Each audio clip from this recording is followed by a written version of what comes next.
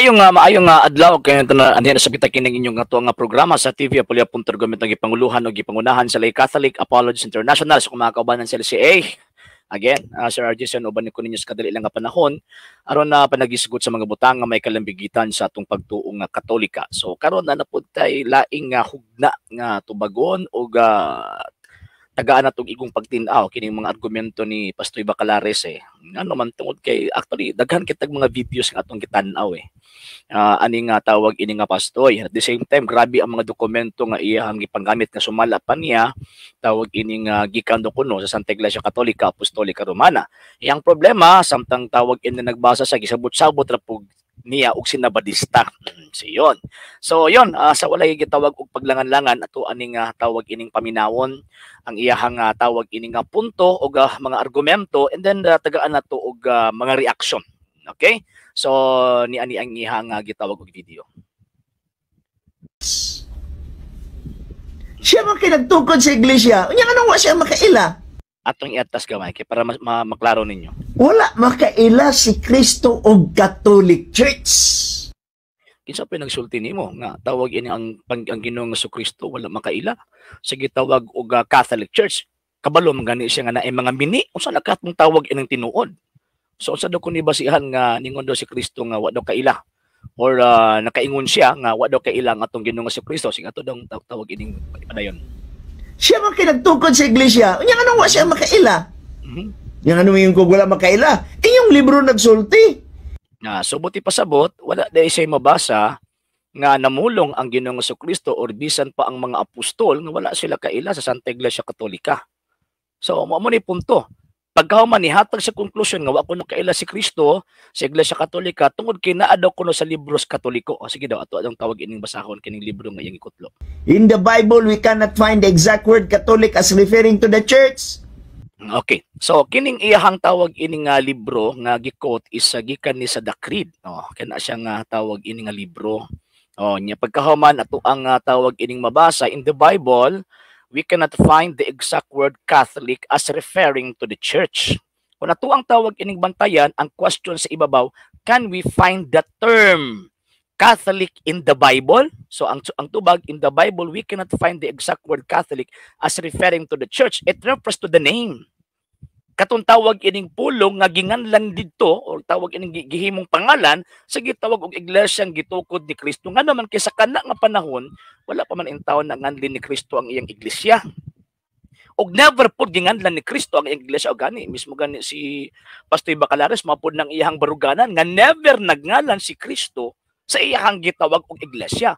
Mo na ang giingon sa moong gitawag og libro tama nga in the Bible, ang ingon din in the Bible we cannot find in the Bible we cannot find the exact word katong term katong term na Catholic, the exact word Catholic as referring to the church. Ngano man kay kana nga panahon wa pa man nganli ang maong gitawag og iglesia. Wanang tama ang gisulti sa gitawag og pari. Tama ang gisulti sa maong gitawag og credo, pero ang problema ang sumpay unsa may gitawag sumpay, but only the fact that the church is not identified with one country but embraces all nations on earth. So buti pasabot bisag di makaplagan ang term Catholic sa Biblia, sumala pa sa maong gitawag credo, pero the fact nga ang simbahang kining maong gitawag og simbahanan na-identify sa dili lang kay sa usa ka gitawag country kundi nag-embrace iyang gigakos ang tanang mga nasod sa tibuok kalibutan. Unya gikot pa sa maong libro St. Paul said, there is neither Jew nor Greek, slave nor free, male or nor female, for you are all one in Christ Jesus. Galatians chapter 3 verse 28. To those who erroneously believe that the church was only for the Jews, so abuti pasabot kining word na Catholic dinhi kining pulong nga tawag ining Katoliko dinhi nga gamiton sa particular nga rasa, sa particular nga nasod, usa ka na ka erroneous nga gitawag og pagtuo. To those who erroneously believed that the church was only for the Jews excluding the other nations, Saint Paul wrote, is God the God of Jews only?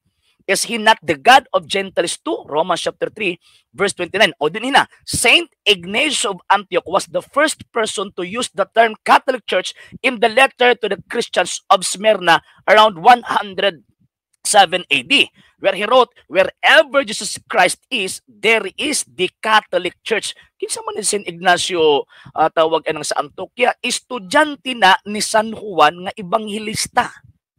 Nga gipili ni San Pedro nga mamahimong ikaduhang obispo didto sa gitawag og Antioquia. So kining maong term nga Catholic Church ang migamit ani pinakauna estudyante sa gitawag og mga apostol. Dili mga Amerikano, dili si Pastoy Bacalaris.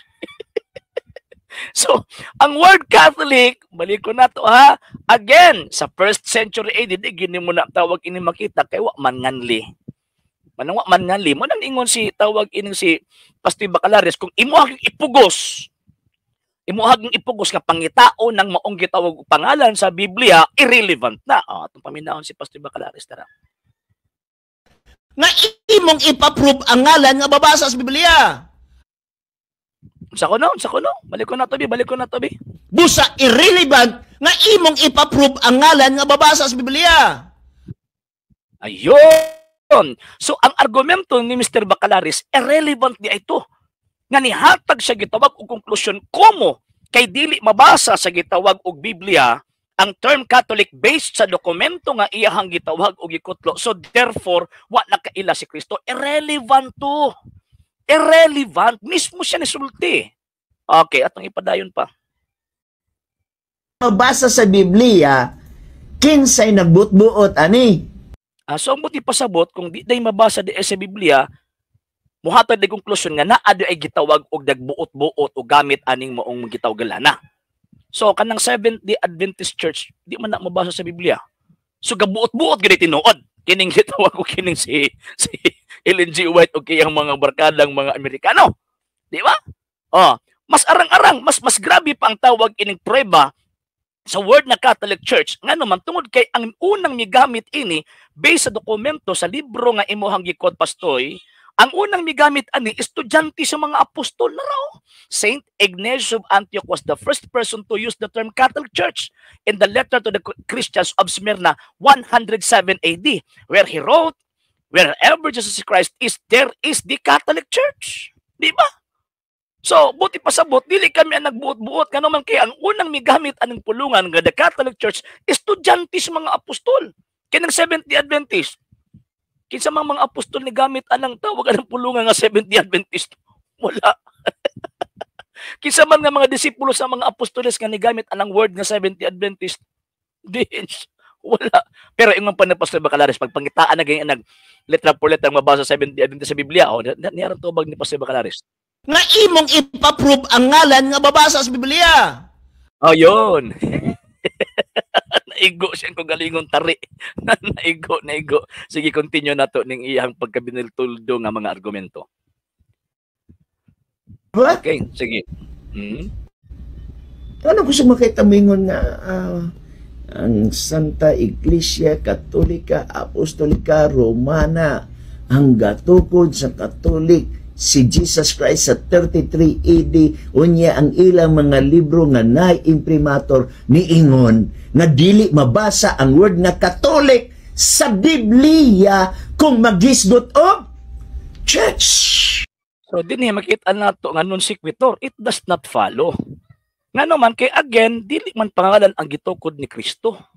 Di ba? Ingon na gini Pastor Bacalaris, so irrelevant nga argumento kung imong ipugos, ipabasa ang word or ang ngalan sa gitawag og Biblia. Balik ko na po nato, bi. Nga imong ipaprove ang ngalan nga babasa sa Biblia. So, buti pasabot, kanang iyang argumento nga kumo, niingon daw ang libros Katoliko nga di daw mabasa ang term or kaptong gitawag ngalan sa Biblia, wa na kaila si Ginoong Kristo, irrelevant to nga issue. So, kisa may akong sundan, saan kabanggaan yung tawagan ng iyahang gitawag og punto niya. Mismo ang libro pa ganyan mismo nag-ingon, ang unang migamit ining moong gitawag pulunga, disipulos mga apostolis. Saan man yung pag-reconcile, be? Sige, ato ng padayon ni. Nganong dili mabasa sa Biblia? Uya, giyangkon-angkon na si Kristo ang nagtukod, founder Jesus Christ, according to Encyclopedia. Okay. So, nganong di daw mabasa. Pero siya po mismo ang itubag. nga imong ipaprove ang ngalan nga babasa sa Biblia. Disgrasya. So, why katungod nga mangita si Pastoy Bacalares og letra por letrang mabasa sa Biblia, Catholic Church, the one Holy Catholic and Apostolic Roman Church, kay ang baruganan ni Pastoy Bacalares, irrelevant na kung mangita tag pangalan sulod sa Biblia, pangalan sa iglesia. So, tama itong gisulti sa libro, sa the Creed. Tama ning tawag ining gisulti nga we cannot find. We cannot find the term, the exact word. Katong name ha, the exact word Catholic in the Bible is referring to the church. Nga naman kay wa magyud na nganli. Wa magyud na nganli. O nga naman kay ang tawag ining pero ang nature niya, based sa mong libro, ang nature niya Catholic sa page 145. The church is Catholic, nangingon din niya, atong basahon. The church is Catholic as opposite to national because she is universal. The term Catholic comes from the Greek word Katholikos, which literally means all-embracing, hence universal. Okay, hence universal. So, buti pasabot, makita nato, ato ang tawag ining masabtan, gikutlo-kutlo ni Pastor Bacalares ang maong libro, pero gisabot-sabot og sinabadista, pero siya na magyapoy tawag ining naigo. So nangitag tawag anang mabasa, pero ingon niya irrelevant na kung imong ipugos ang pangalan sa Biblia nga mabasa, ang pangalan sa tawag inang simbahan nga mabasa sa Biblia irrelevant na. Pero ang iyang argumento karon naghimo siya ni anang maong irrelevant argument. Okay, sige. Ipadayon na po nato. Nagsulat. Okay, encyclopedia daw nga ang mga Katoliko rin nagsulat. Pag sure ni mo Pastoy, oy. Mo na giingon ninyong professional? Ha? Encyclopedia? Pagkahuman ang tawag ining mga pari daw, ang nagtawag nagsulat, wrong, siguro contributor. Sige ato ipadayon. Yang ano yung kung wala makaila? Yung libro nagsulti. Balik. In the Bible, we cannot find the exact word Catholic as referring to the church. Kung di mabasa sa Biblia, kinsay nagbut-buot, ani? So, buti pa sabot, basta di mabasa, naa din nagbuot-buot, paglitok daw, anak. Ang 70 Adventist di man mabasa, so therefore gibuot-buot o nagbuot-buot lang sila Ellen G. White ug katong tulo niya kabarkadang mga Amerikano nagpangan-pangan ng iglesia ha. Next. Di ba? Sige daw. Ano ko siya makitamingon nga ang Santa Iglesia Katolika Apostolika Romana ang gatukod sa Katolik si Jesus Christ sa 33 AD unya ang ilang mga libro nga na-imprimator niingon nga dili mabasa ang word nga Catholic sa Biblia kung magisgot og church. Okay, so gisabot-sabot niya di mao. Nga naman tungod kay again term ganino, exact word. So ibig sabihin or tawag ining buti pasabot, ang buti pasabot sa mong writer ang name nga word Catholic Church. Pero ang nature ay gibasa ay tanawa nang sa ubos gigamit na sa disipulo sa mga apostol. Dili ng mga naas Amerika. Sige po. Nganong dili mabasa sa Biblia? Unya giangkon-angkon na si Kristo ang nagtukod founder Jesus Christ according to encyclopedia nga kamera ang nagsulat. Ayun. So unprofessional kaayo nga tawag ini nga foundation na statement ni Mr. Bacalares lamang kag encyclopedia Katoliko de Gaswat. Pagkabangaga. Ingon pa niya gipanginangita sa letra-letrang mabasa. Nya pagkaman ingon po niya irrelevant ang usa ka argumento o usa ka claim nga gusto gid mo pangitaon ang pangalan sa Biblia letra por letra. Ikaw na gani mismo nag-ingon. Oh, sige padayon na to. Di ba? Ano yung kami nagsulat ito yung tanawa ro mga contributor na Katolikong daggo. Okay, so mo ni ang tawag ining kung sa kuan pa, it is a fallacy of suppressing the facts. Ngano man, tungod sa hinungdan, normal magyud na nga pag ang usa ka gitawag og subject or ang usa ka institusyon ang pangayuan ang nag-information kaptong responsable nga sakop ni anang maong institusyon. Mura bag Pilipinas ba? Kung mangayo ang tawag ining mga publishers, for example, Encyclopedia Britannica, sa history or gitawag og kining information mahitungod sa Pilipinas, ayaw ingnang hapon ang muhatag. Dili gyud ang mga Filipino ang muhatag. So kung unsa nabutang dito sa gitawag og information, maotoy i-counter check sa gitawag og mga editors before publishing. Before nila i-publish. Ngano man kay di man pwede nga ang encyclopedia companies or ang publishing companies ni anang maong gitog encyclopedia mag-publish og dili mao or tawag ining bakak. So naturalmente kay ang ilang gipangayuan og tawag ining information ang nag-contribute ini Filipino mo nag-ibutang nila dito sa contributor nga mga Filipino ang nag-provide ani nga information. Pag mga contributor gani sila ang nag-provide sa information. And after ana ilahang i-counter check kung tama ba ang information nga gihatag sa mao nag-provide sa information. Pagkahuman anak kung naay dili mao pagbasa ra gud mo og tawag kanang process before i-publish sa gitawag og encyclopedia companies ang mga information na ani mga editors nga mga experts, mga eksperto sa different fields of knowledge. Kung baga, di ba? So karon kung ingon sundon nato ang pangunahuna aning gitawag og pastoy Bacalaris, mahimo nga credible siya sa iyang gipangsulti niya, dili credible ang mga scholars, mga eksperto.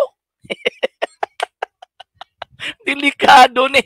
Unya, before na i-publish, grabe ang tawag ining paghimay anak sa mga dokumento. Kay para mahalin ang ilahang gitawag libro nga naman kay Book of Facts gani. No, asa man ka nakakitag Book of Facts nga pagkahuman opinion ra ang gisulat. Dili oy. Dili mooyon kag sa dili facts na nga naman kay nigawas na nga dokumento with the counter checking. I-counter check na sa mga editor sa publishing houses, sa mga encyclopedias and tawag ining mga facts information, di ba? So magkatawa ko ba? Magkatawa ko ani, Katoliko ang gipangayuan sa man pangayuan sa information ba Katoliko? Sa badista, dili oy. Katoliko ang mo provide.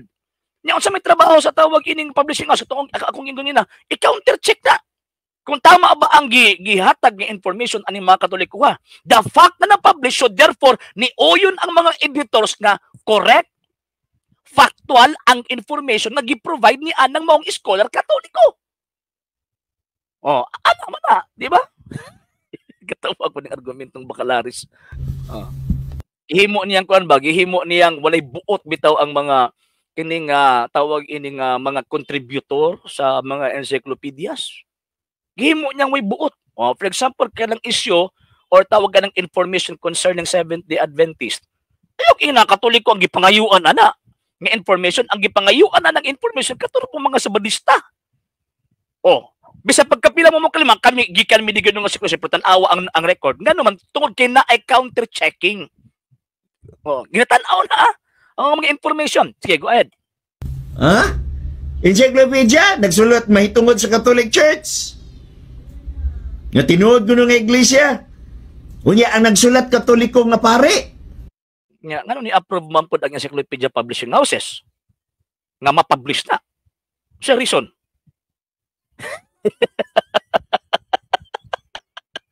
Di ba? O si rason nganong ni uyon ang tawag ng publishing houses nga i-publish ng information tungod kay factual. Factual. Mao man na point. Tungod kay factual ang information na gihatag sa paring Katoliko. Yon. Mga Katoliko, unya mo na himuon ninyong ebidensya dito sa korte. Actually, ang kana mo ni kalainan aning klase nga mga pastoy ba? Di sila kabalo mohatag og pag-distinguish sa ebidensya og kining proof. Kanang gitawag og ebidensya, kanang ebidensya a piece of paper, a piece of documents, or a piece of informations nga gigather sa usa ka gitawag og grupo para ilang i-establish ang truth ani. Pagkahuman ana after sa tawag ining pagtan-aw kining mga information tama ba no dili after sa tawag ining editing diha pa na mahitabo nga i-publish nila as proof. Remember, nga kanang mga encyclopedia magamit na as proof. Dili lang kay simpleng ebidensya, as proof. Nganong proof man, tungod kay mauna ang conclusion sa tanang mga ebidensya nga gihatag gihatag sa mga eksperto o giuyunan sa mga eksperto, dili lang kay ekspertong Katoliko. Kanang mga eksperto nga naa sa gitaw mga publishing houses nga naay kredibilidad nga mutan-aw kung tinuod ba ni o dili. Dili kay mga sabadista ang mutan-aw. Ana, natawa mo ko ang mga tawana. Oh, sige daw. Ano bang beyond reasonable doubt ba kanang dili kaduha-duhaan? Proof gani no. Kanang mga information nga naa na sa encyclopedia, dili na kaduha-duhaan. Ngano man proof na gani nga information, mga information na dalag proof. Dili lang kay simpleng tawag ining ebidensya. Unyang nisultihan na mga experts, mga eksperto. O, sige na. Nga ebidensya. Naaga ni ebidensya nga kaduha-duha ang di gid na siya matuad. Nya kisa po'y tawag ining mo judge kamo. Nganong wala man ninyo gi-contest sa mga publishing houses mahitungod anang information. Nganong wala may bisag usa ka eksperto sa Seventh-day Adventist may question ana dito sa mga publishing houses concerning sa information nga gi-publish ni anang maong libro unya mao'y gitudlo dito sa gitawag og mga universidad. Manong tawag ang bisag isa, yung gitawag og eksperto sa Seventh-day Adventist, wa man ginahitabo nga ni file an og complaint kumbaga. Ni contest an nag information. Nganong wala man tungod kay di ninyo mabungkag ang kamatuoran kay ang mga ebidensya naa sa Iglesia Katolika. Ana man na nga punto. So normal gyud na amigo, normal lang Pastor Bacalaris. Normal gyud na nga ang mo provide sa information kaptong hingtungdan nagipangayuan sa information. Pagka man i-counter check na, ana ba? Oh, sige daw. Kanus aman matawag ang ebidensya nga kaduha-duhaan kung ang ebidensya is self-serving. Ay dili po self-serving.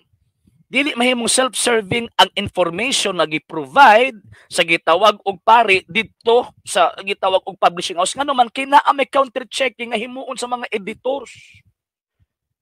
Moabit nga pag mapublish na nga information, dili lang kay na pangalan sa pari lang nabutang kundi ang whole publishing houses nga midawat sa information ni anang maong pari nga nag-provide ni anang maong information concerning Catholic Church. Moabito ang pangalan, Encyclopedia Britannica, dili na pangalan sa pari ang mabutang. Pero ano na ang pangalan sa pari doon, tungod kay isa siya sa mga contributor sa information. Ana man intaw na, ana ba, be professional ba? Diba? Patudlo si imong tawag alang anak, professional gusto imong anak. Patudlo! Nga naman kay, suppressing the facts, maguna inyong gihimo. Suppressing the facts na eh. O, sige, continue na to. Kana bang ikaw nagpamatuod, ikaw rasay nagsulat sa imong ebidensya, mauna. Asa man di kakakita, di ay, og tawag ining na ay kaso. Pag naay gitawag og kaso, for example, murder, kung baga, kisa di ang mo-provide og information sa gitawag og defense og sa kanang defense og sa tawag ining prosecutor. Laing tao?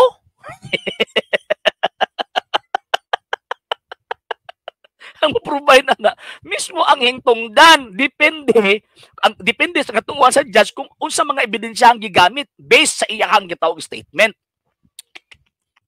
Likado ni nga itong mga amigo. Ay self-serving, moonay dili angay katuhuan.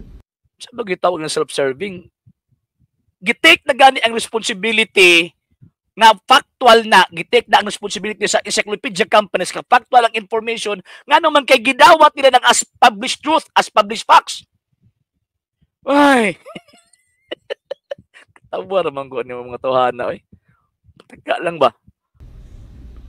O nahitabo na sa inyong gipanggamit nga encyclopedia nga ang Catholic Church gitukod ni Kristo ang nagsulat, ang contributor Katolikong dako. Alag-alag naman po sa badista. Pili pwede na. Kung sa badista man ang mo contribute dito, kung sa badista man, naapoy mo counter-check ana ang gitawag og mga editors. Di ba na mo counter-check ana ang mga editors eh. Unya, kung tanawon gyud nimo ang tawag ining kining credibility sa gitawag og mga editors, grabe. Credible kaayo. Eksperto, mga scholars. Nya pagkahuman i-question lang sa Pastoy Dres Mindanao.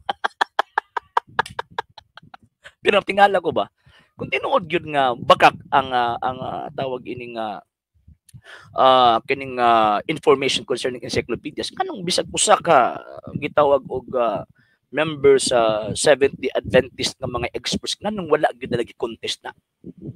Diba? Nganong wala man lagi contest? Even si Pastor Bacalaris, nganong wala sila mohimo og letter, nganong wala sila mohimo og ang tawag ining kaning possession letter ba kumbaga. Possession letter dito sa publishing houses nga oy, mali man ni ang inyong tawag anang gi-publish. Ang simbahang Katolika dili man gitukod ni Kristo. Pero nganong kini man ang inyong tawag ining gi-publish? Remember nga ang mga encyclopedias ko ana tawag ining documentary evidence akong baga. Ang mga encyclopedias factual evidence na nga makita nato nga nagsulti siya og facts. Proof mo bitaw nga di lang kay encyclopedia na happening the World Almanac in Book of Facts. Wa dili man book of opinion. Kay kung tawag ka ng simpleng ebidensya na posible nga mo na opinion sa pari. Pero the fact nga ni agi na og tawag ining paghasha sa mga editor, so ang buti pasabot labi na sa pagtanaw na sa mga ebidensya at tinuod ning gisulti sa maong gitawag og pari. Self-serving ba? Dili mamahimong self-serving kung walay ni counter sa mga ebidensya. Kung walay gitawag og mga editors. The fact na yung mga editors ang maong gitawag og kumpanya, so therefore dili na self-serving. Hinuon gi-confirm o bitaw gibit-bit ang ngalan sa encyclopedia companies ana nga tawag anang information nga naman tungod kay ang gi-published facts, ang gi-published tinuod. So okay? So muna ha, bantay-bantay ta kay kining atong mga amigo, mga mangilad na bagid ni kaayo. Pero kung pangitaan ta nila og tawag anang panitra-pulitra mo nito bag ni Mr. Bacalaris, imong ipa-prove ang ngalan nga babasa sa Biblia. Nya ko sa gimangitang ngalan Katoliko sulod sa Biblia. Pero siya mismo ningon nga unsa gani? Busa irrelevant nga imong ipa-prove ang ngalan nga babasa sa Biblia. So wala pa nakapag-follow sa itong mga page, i-follow nyo itong mga page RJ Horolan Santos Second TV, pwede.com page, Kuya Parage TV page. O pwede sa mo mag-send din na og Facebook status. Also sa itong mga channels, sa wala pa nakapag-subscribe, i-subscribe niyo itong mga channels Dalay Catholic, Apology International Official, RJ Santos Second TV, Kuya Apology TV, and Barrio Kawayan, Religious Forum, and pwede sa mo mag-send din na og super sticker, super chats, and super thanks. And ayun, gana lang una, and balik na po ta sa next na po nato nga mga episodes sa pagtubag o paghatag og reaksyon aning atong mga higala nga mga dili Katoliko. Sa ngalan si Bukper sa TV Apolya.com gipanguluhan gipangunahan sa Lay Catholic, Apology International sa mga kaubanan sa LCA, sa mga Katoliko nagsubaybay nagtabang nagasupport ni mong programa kinyong ubos nga isus pagtong Katoliko Sir RJ Seno, temporaryong manamil kinyong maingon, Ecclesiam Servire et Fidem Catholicam Defendere. Ave Maria, Viva Cristo Rey.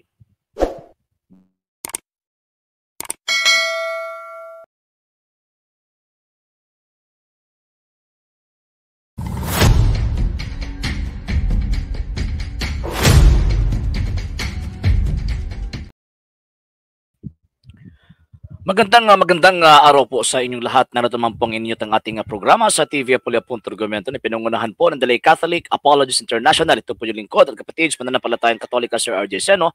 Samahan niyo po ako sa maikling oras, maikling panahon upang talakayin po natin ang mga bagay na may koneksyon po sa atin pong Pananampalatayang Katolika. So meron po tayong bibigyan po ng reaction ngayon na episode na ito kasi itong issue na pong ito ay talagang naglipana na po itong issue na ito sa lahat po ng mga social media sites at ginagamit po ito na mga kaibigan po natin mga hindi Katoliko pagpatunay raw po na ang Santa Iglesia Katolika Apostolika Romana ay siya daw po yung pinakaunang malaking sulpot. So yun. And ang ginagamit po nila ayon daw po sa aklat na isinulat ni Dr. Sonia and Gregorio Saide. And yun, sabi nila, sulpot ng simbahang Katolika kasi ganito, ganyan. So yun, and ang pinakaunang mga sulpot na gumamit po ng argumento pong ito ay yung mga kaibigan po nating mga Defensor Adventista. So sa episode na ito ay ibibigay po natin yung tamang pagkaintindi at tamang presentation ayon sa sinabi ng tinatawag ng aklat na yung The World History 7th edition na isinulat ng dalawang known historian ng Pilipinas. So yun, ito po kasi yung yung mga postings po nila eh. So yan po. Kung makikita po yan ninyo, lahat po ng mga groups na meron pong discussion between the religions. Ito pong posting na ito ay talagang makikita po ninyo at mababasa po ninyo at meron po silang mga captions na ang Iglesia Katolika ay sulpot ito. So, yun. So, yan po yung bibigyan po natin ng tinatawag na sagot sa atin pong episode na ito. So, ngayon, itong aklat na ito, actually, nag-order po tayo dahil po sa tulong at suporta po ninyo ay nakuha po natin yung tinatawag na parang 6th and 7th edition ng dokumentong ito. So ito po yung ito po yung 6th edition, World History for the Postmodern World by Dr. Gregorio Zaide and Sonia F. Zaide. Then pagkatapos ito din po ang 7th edition, ito yung ginamit po nila, is the World History for the Postmodern Filipino, Gregorio F. Zaide and Sonia F. Zaide, 7th edition. So kung titingnan po natin yung nasa loob, same din po yung nasa loob din po nitong tinatawag na 6th edition. So ngayon, nakita po natin, hinahanap po natin yung page kung saan po nila kinuha yung information na sabi pa dito, the Eastern Orthodox Church, the second largest branch of Christianity, survived. The Orthodox Church is the oldest branch of Christianity, older than the Roman Catholic Church. So, yun, nagpalabas din na agad sila ng conclusion na, therefore, ang Iglesia Katolika sulpot. So tanong, tama po ba yung pag-iisip ng ating mga kaibigang mga hindi Katoliko, particular ang mga Defensor Adventista? Tama po ba sila sa kanilang pagkaintindi ayon sa pagsipi po nila sa aklat na isinulat ng dalawang known historians ng tinatawag na Pilipinas? Imposible man po yan kung siyempre, kung magbabasa po sila, hindi naman po pwedeng sabihin natin na magbabasa sila pagkatapos hindi po nila iniintindi yung tinatawag na binabasa po nila. So, yun, mag-assume po tayo na iniintindi po nila ng tama. Pero ang problema, nang nakuha ko pong aklat na ito, ay talagang nakita po natin na yes, meron po silang tamang pagkaintindi, pero hindi po nila pinipresenta ng tama yung information na sinabi ng dalawang great historians po natin. Ay, bakit po? Kasi pinaka number one, before po tayo magpapatuloy sa aklat na yan, pinaka number one, hindi po mababali yung statement or hindi po nagkakontrahan yung statement ng dalawang historian na ito na sumulat ng World History for the Postmodern Filipino 7th edition, and same writers po nung nagsulat ng The Philippines, a Unique Nation, Sonia and Gregorio Zaide. So ano po yung sinabi ni Dr. Sonia Zaide concerning sa Romano Katolikong Iglesia? Ito po yung mabasa po natin. Nandyan po yan sa chapter 9. Christianity is Spain's greatest legacy. The greatest legacy of Spain to the Filipino people is Christianity, specifically the Roman Catholic religion. Strangely, this religion, what religion? The Roman Catholic religion was Asian in origin, being founded by Jesus Christ in Palestine. So, nasa eastern part po ito. So, naitatag raw po ang Santa Iglesia Katolika Apostolika Romana doon sa Palestina, at ang nagtatagpo nito ay ang Panginoong Hesukristo. Yan po yung sinabi ng historian na si Dr. Sonia Zaide, na same person na nagsulat ng World History for the Postmodern Filipino 7th edition and 6th edition. So paano po natin i-reconcile po ito? Bakit po kasi pinagpipilitan po ng ating mga kaibigang mga sulpot? Iglesia Katolika, sulpot yan kasi yan po yung sinabi ng yan yung sinabi ng dalawang great historians ng Pilipinas. Okay, tingnan natin ha. Okay. So dito, ipagpatuloy po natin. Ito po.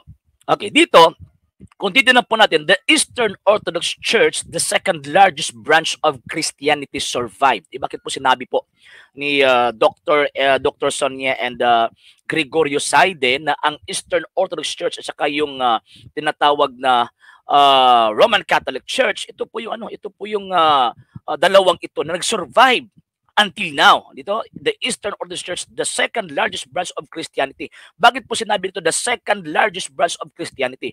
Bakit po? Kasi ang Roman Catholicism, ito po yung iglesia na yung tinatawag na part ng tinatawag na Christianity with more than 1.3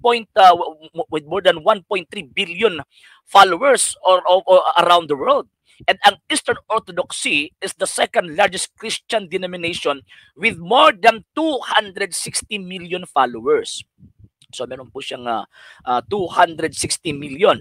Then pagkatapos ang Iglesia Katolika, mga 1.3 or 1.2 billion. So bakit po sinabi dito na second largest po siya? Bakit po? Kasi mas malaki po kasi yung Santa Iglesia Katolika Apostolica Romana kung i-compare natin doon sa Eastern Orthodox Church. Okay. So pangalawang punto natin, bakit sinabi dito na word Christianity? Di ba? The Eastern Orthodox Church, the second largest branch of Christianity. Singular. Hindi po siya tinatawag na plural. Ibig sabihin, iisa lang po itong iglesia pong ito or itong religion na ito. And ayon sa Young Student Encyclopedia, Volume 16, produced by Fang and Wagnas, ang sinabi, the Roman Catholic Church, for the first 1,000 years after the death of Jesus Christ, all Christians were member of one religion, Christianity. So ito po. So nagka-coincide po ang itong historian po natin at saka itong Young Student Encyclopedia na ipinuduce ng Fang and Wagnas. There were no separate sects or branches of Christianity as there are today.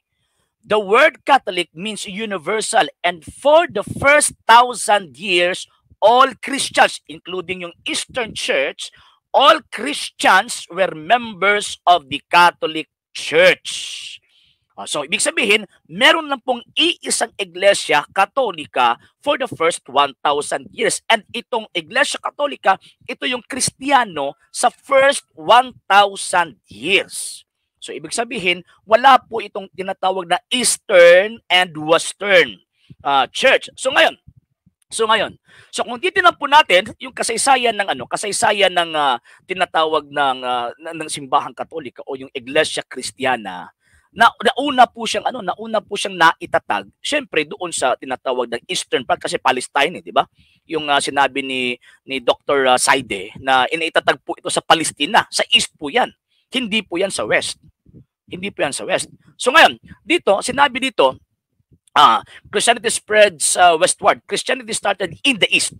Kaya nga po sinabi dito, the Eastern Orthodox Church, the Orthodox Church is the oldest branch of Christianity, older than the Roman Catholics. Bakit po? Kasi yung tinatawag ng mga dioceses, mas una pa muna itatag yung mga dioceses ng Eastern churches, Eastern part po noon ng Roman Empire na tinatawag din yan ngayon, after the split noong 1054, tinatawag po yan ngayon na Eastern churches. So, nauna po siya, Christianity, nag-umpisa po siya, began or started in the East. But it found more fertile ground in the West. So, naitatag nga siya doon sa East, pero mas lumago po siya.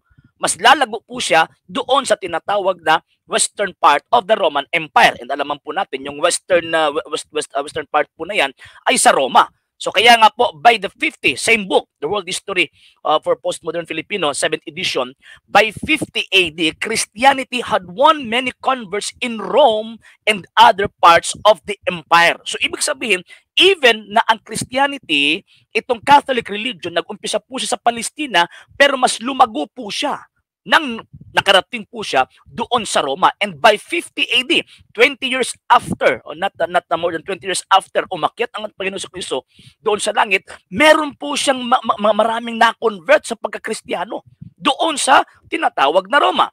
And ngayon, dahil po rito, itong tinatawag na Rome, itong Romang ito, Rome took the title El Papa. Okay. The Western churches became known as the Roman Catholic Church. So itong tinatawag na maraming na-convert doon sa Rome, kinonsider po ito ng mga historian, particularly, nasa page 120 po yan.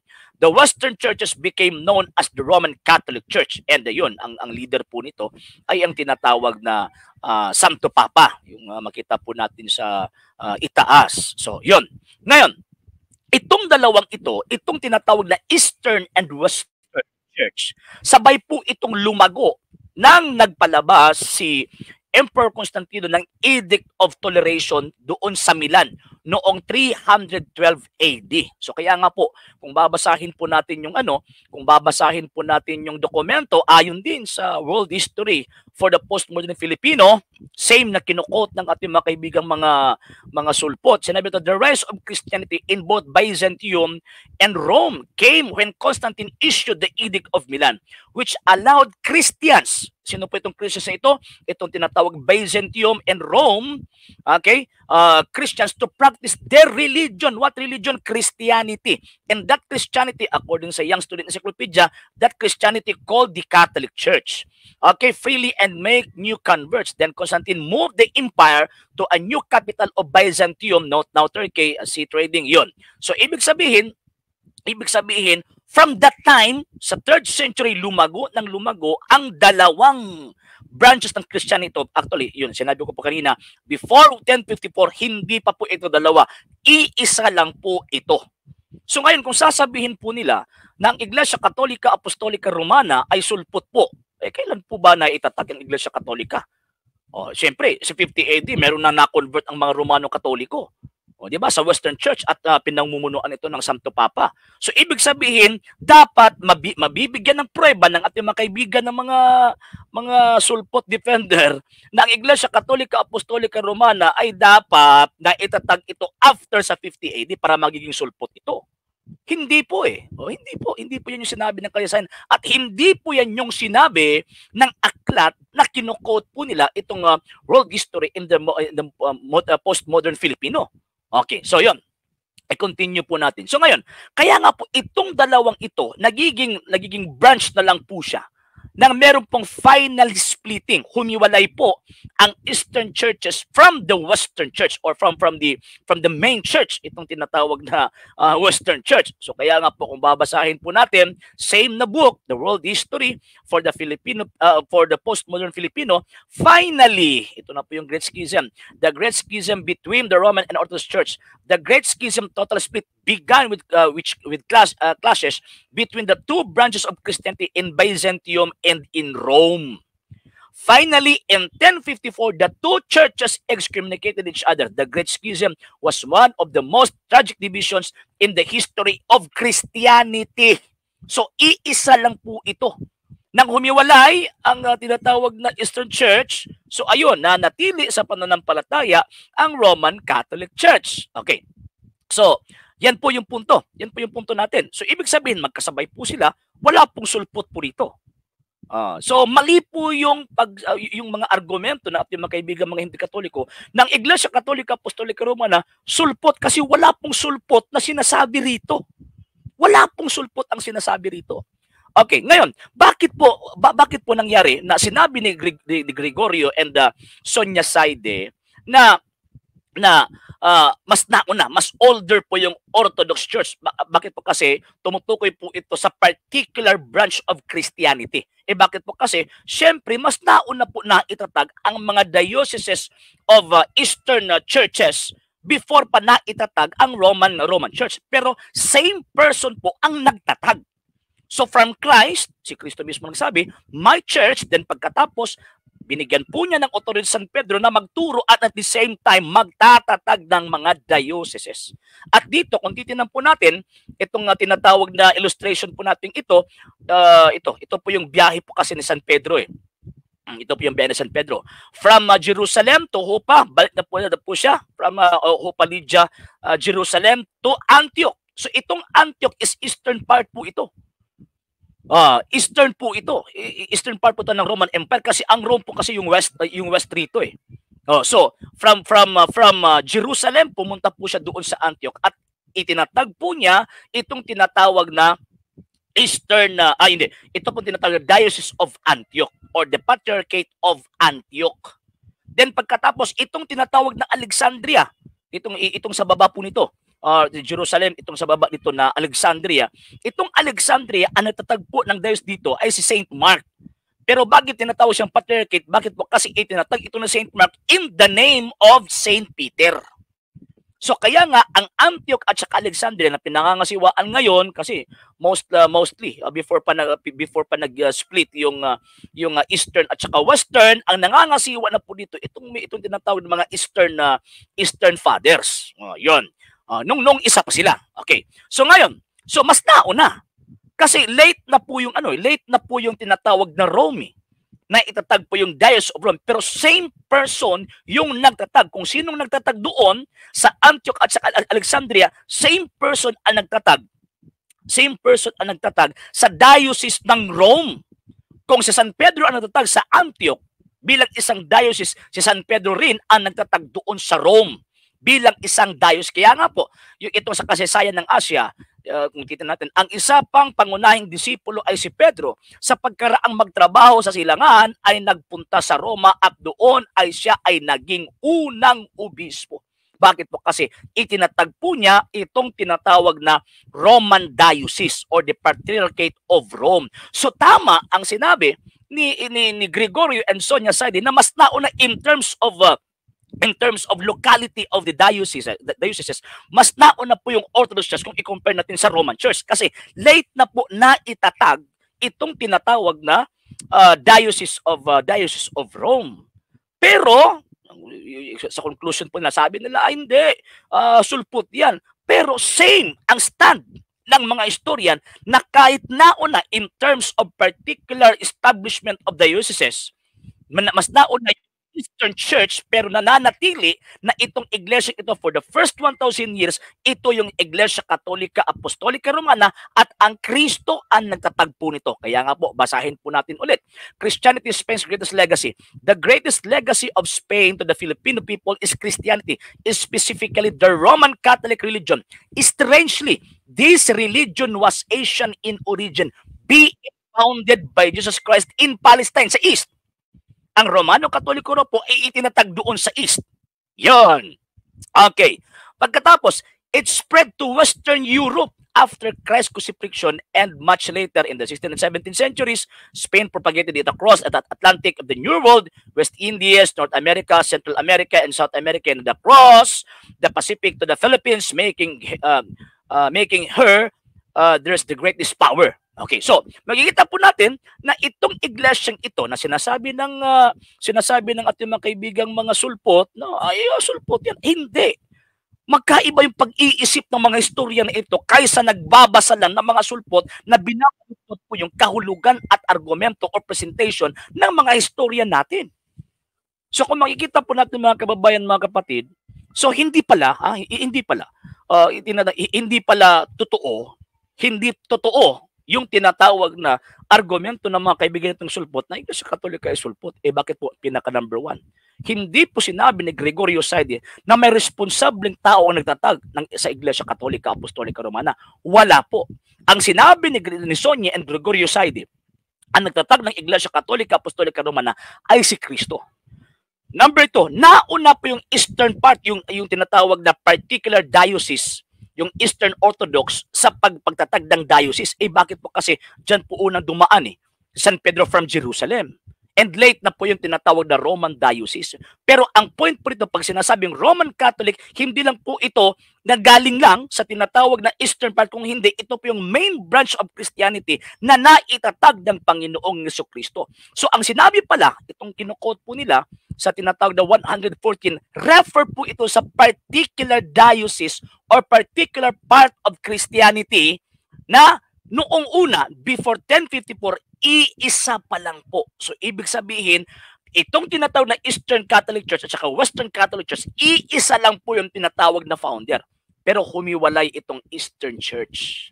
So, yan po. So, itong tinatawag na argumento po nila, malaking kasinungalingan po kung sasabihin po nila na ang Iglesia Katolika Apostolika Romana ay sulpot gamit ang aklat nito. Kaya nga po, challenge ko po yung mga sabaristang gumagamit po nito. Patunayan nyo sa akin ang Iglesia Katolika sulpot gamit ang aklat ni Gregorio and Sonia Saidi para makita natin yung katotohanan.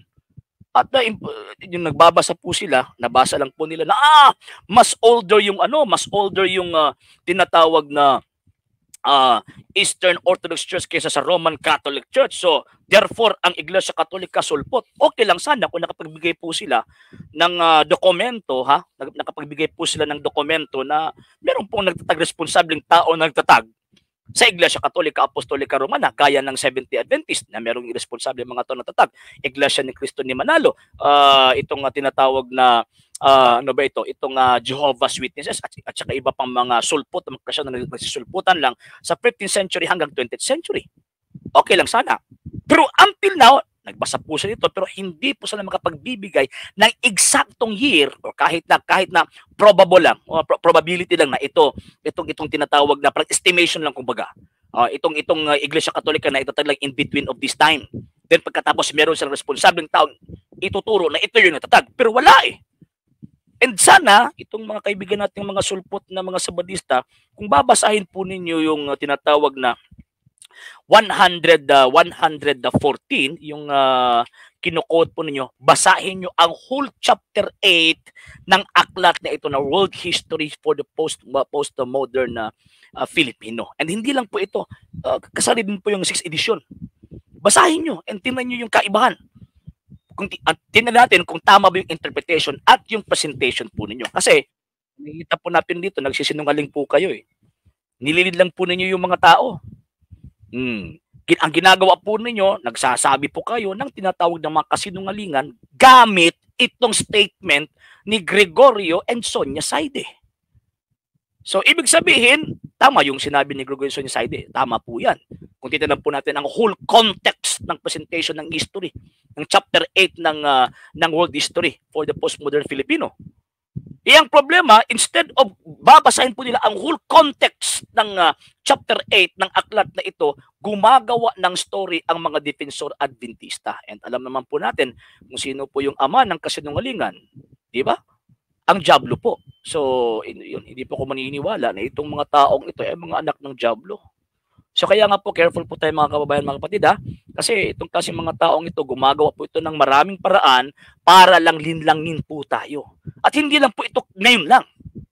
Ang dami-dami po mga pagkakataon na ginagawa po nila, kinukunan po nila yung, nagko-quote po sila pagkatapos hindi po nila kinukontinue yung pagbasa, pinuputol po nila, or yung kung meron po mga video, ini-edit po nila para sabihin sila yung totoo. And trabaho po yan ng demonyo.